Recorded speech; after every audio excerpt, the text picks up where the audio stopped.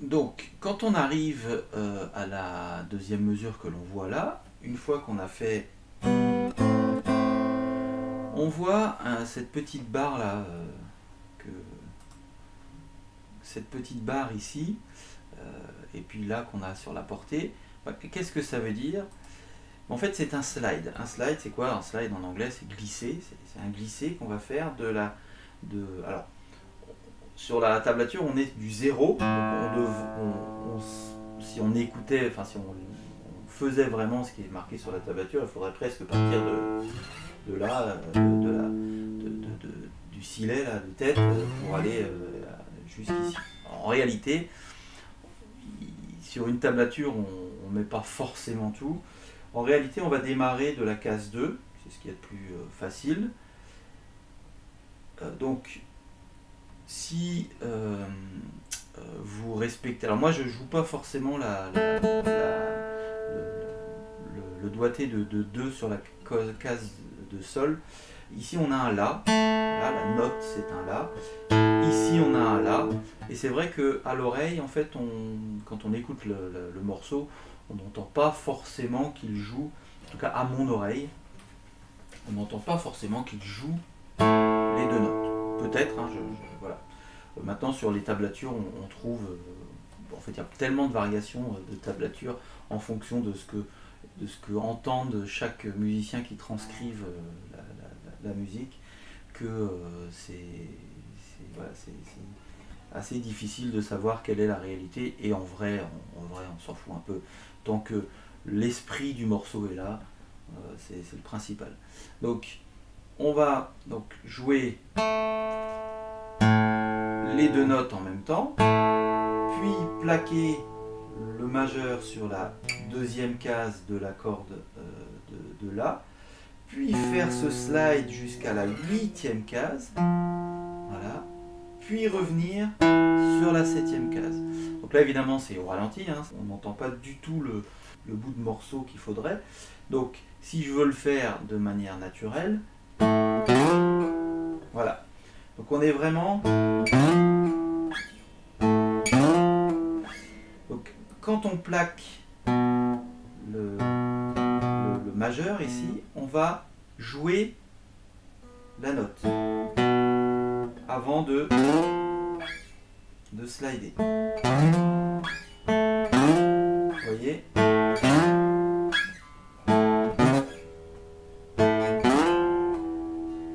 Et puis, alors, vous avez le choix pour la note 7, enfin la case 7, de jouer, soit de laisser sonner la note quand vous passez à la case 7, soit de la jouer avec le pouce de la main droite. Ça c'est un choix, c'est comme vous voulez, ça fait un style, voilà, ça fait un style aussi, c'est pas mal de jouer comme ça. Donc, une fois qu'on a fait ce slide, donc on arrive on refait un barré. En fait, on va rejouer la même chose que ce qu'on a joué au tout début, à ceci près que on va jouer... Alors, il y a des versions qui disent d'aller jouer la note à vide. Mais aller faire une moitié de barré comme ça, en réalité, c'est pas si facile que ça.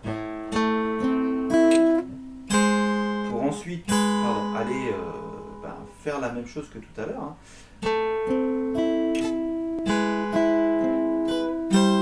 Voilà. Or, quand on est allé faire un slide pour ensuite aller revenir sur le 7 et aller faire ce demi-barré, en réalité, c'est pas si facile que ça. Quand on est débutant, honnêtement, voilà, faut quand même y aller. Donc, moi j'ai pris cette habitude en fait, puisqu'on a aussi un La ici, parce que la case 7, 5, pardon, du début de la mesure, hein, en fait, on a un La. Or, le La, on l'a ici. On a la même note ici, donc pourquoi pas faire un barré. De toute façon, on le fait au début, autant faire le même.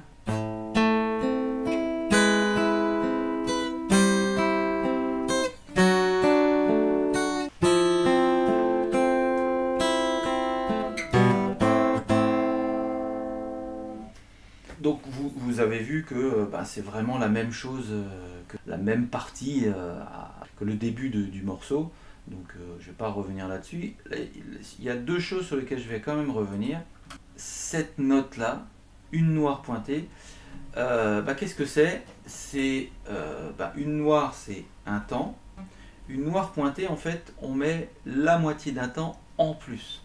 En fait, c'est comme si on faisait une noire plus une croche. Autrement dit, quand je joue une note, donc là on a un temps, je vais jouer une note, voilà, là je l'ai arrêté à la moitié du deuxième temps. Donc là on a une noire pointée au lieu d'avoir une noire. Voilà, là c'est une noire, tout à l'heure je viens de faire une noire pointée, ça veut dire quoi? Ça veut dire tout simplement que en fait on rallonge la note que l'on vient de jouer. On va la rallonger et puis la deuxième note que l'on joue là, qui démarre le slide, en fait on démarre sur une croche. Donc on démarre sur un contretemps. Ça veut dire que quand on va jouer tin, tin, tin, tin. Donc, alors, encore une fois, j'explique la théorie musicale. Vous n'êtes pas obligé de la comprendre. Si vous ne la comprenez pas, si c'est un peu compliqué pour vous, ce que je peux comprendre, hein, bien entendu, il n'y a pas de souci. Maintenant, pour pouvoir intégrer ces notions-là, ce qu'il faut faire, c'est vraiment écouter et répéter ce que l'on fait, tout simplement. Donc là, quand on arrive ici,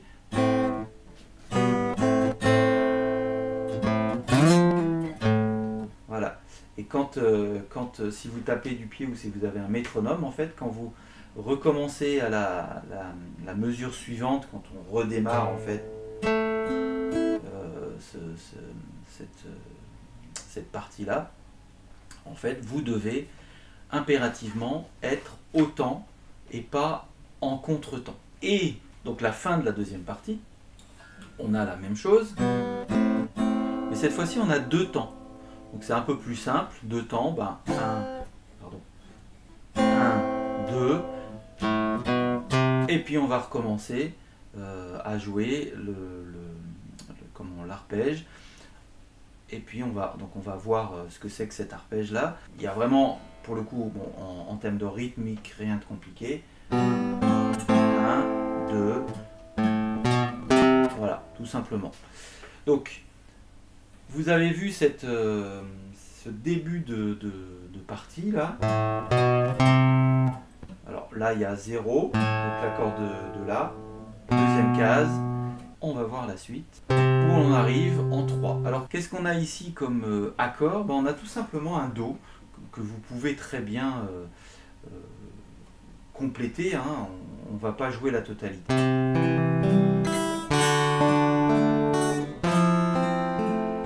Voilà, donc on a un Do que l'on égrène tout simplement de corde par corde.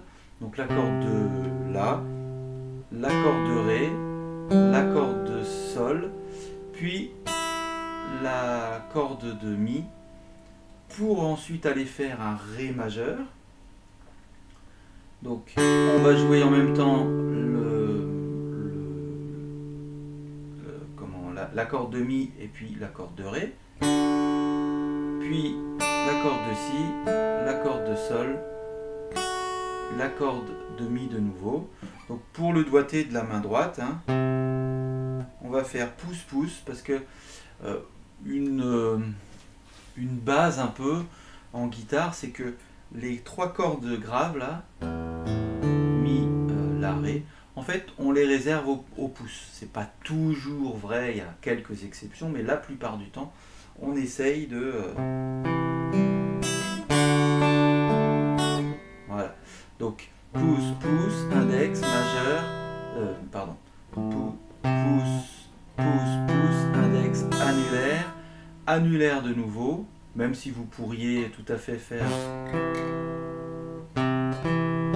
majeur, index, ensuite Donc majeur, index, annulaire, ça c'est la main droite. Pour la suite, eh ben, on a de nouveau ce Fa très simplifié. Et en fait, on va faire la même chose que tout à l'heure. Donc, la corde de Mi et de Ré en même temps. Qu'on va jouer annulaire sur la corde de Mi, pouce sur la corde de Ré bien entendu, majeur sur la corde de Si, l'index sur la corde de Sol, on rejoue la corde de Mi, puis on va jouer à vide, mais pendant qu'on joue à vide, en fait, ce qu'il faut faire, c'est préparer déjà le majeur, ou l'annulaire d'ailleurs, peu importe, vous pourriez imaginer tout à fait de mettre l'accord de La sur la main droite, sur la main gauche, pardon, mais sans l'index. On peut imaginer de faire ça si c'est plus simple parfois, parce que quand on a le réflexe en fait de mettre des accords, enfin de plaquer des accords, parfois on peut avoir une meilleure manière de jouer en mettant carrément la totalité ou presque la totalité des doigtés plutôt que de mettre un seul doigt. Mais bon, ça c'est voilà, petites astuces, mais ça peut ne pas vous servir, il n'y a pas de souci. Donc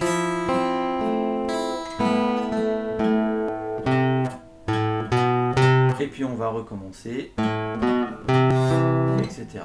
Donc vous voyez que là il n'y a vraiment rien de compliqué.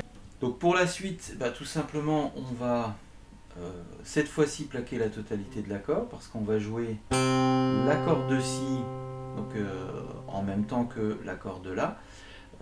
On est sur on va rejouer à peu près presque la même partie de tout à l'heure avec ce Do, mais au lieu d'aller jouer un Ré, on va jouer un Sol.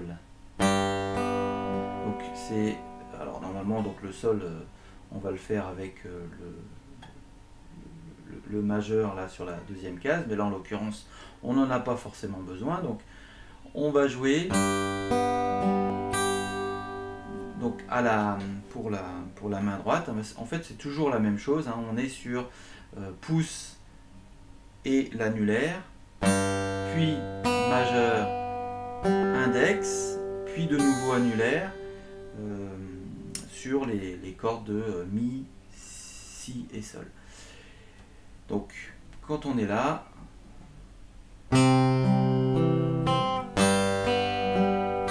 et puis on va jouer, donc il y a un Ré ici, voilà, mais on va en fait faire on va faire en fait un Ré sus 4,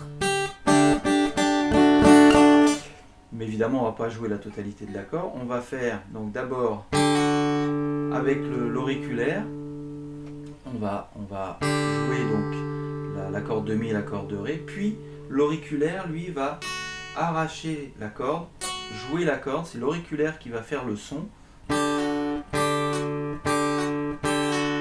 Donc là, il y a vraiment une question de position des doigts. Il ne faut vraiment pas, par exemple, que l'annulaire là touche la corde.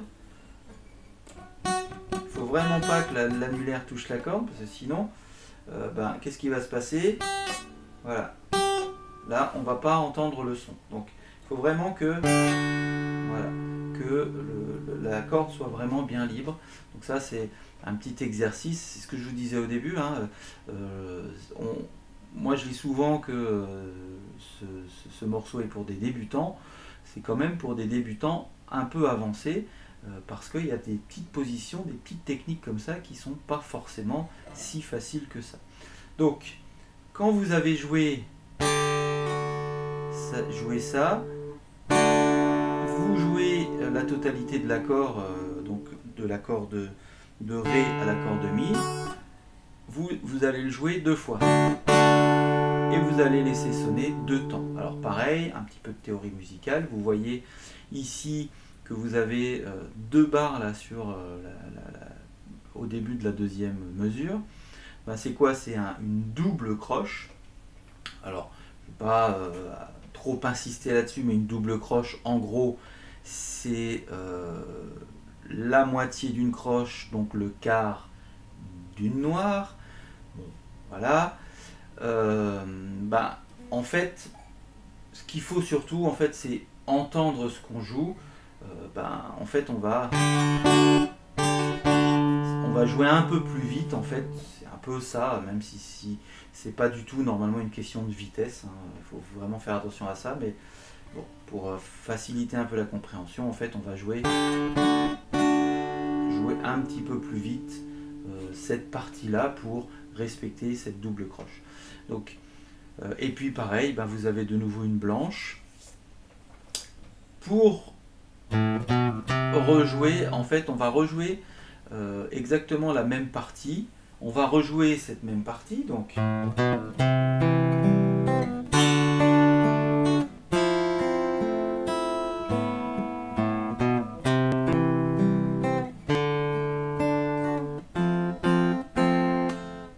Donc, vous avez vu que c'était la même chose jusqu'à jusqu'ici.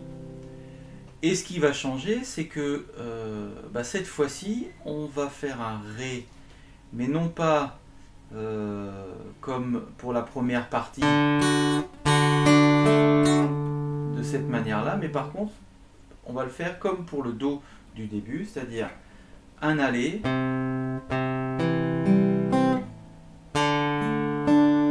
donc c'est vraiment pour l'accord de Do, c'est tout simplement pouce sur l'accord de La, pouce sur l'accord de Ré, l'index sur l'accord de Sol, le majeur sur l'accord de Si, et puis pour le Ré, pouce sur l'accord de Ré, index sur l'accord de Sol, majeur sur l'accord de Si, annulaire sur l'accord de Mi, et puis on va rejouer ce fameux Fa qui est tronqué, qui est un peu plus facile que le barré. Alors je ne l'ai pas indiqué sur la tablature, mais moi c'est vrai que je joue en fait avec les 4 doigts, pouce, index, majeur, annulaire, en intégrant la corde de Mi. Et donc c'est... Alors pareil, naturellement je ne le joue pas vraiment en fait, le fait d'enlever le majeur de l'accord de Sol. Mais bon voilà, ça fait partie effectivement normalement du son.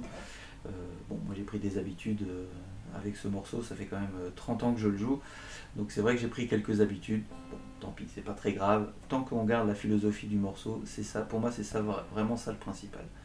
Donc on va jouer donc cette partie là, on a voilà 2 croches, et puis on laisse sonner pendant 2 temps. Vous avez un petit signe là qui indique un silence, donc ça veut dire que là on ne joue pas pendant un temps, et c'est là où on commence en fait le couplet. Alors si vous chantez, ne chantez pas tout de suite, parce que vous allez avoir un peu de mal de chanter alors que vous connaissez à peine la tablature, l'arpège. Apprenez bien l'arpège, et puis ensuite quand vous connaissez bien l'arpège et que vous connaissez bien le chant, vous pourrez intégrer les deux. Vous allez voir que c'est pas si facile que ça. Si vous avez déjà essayé, vous le savez.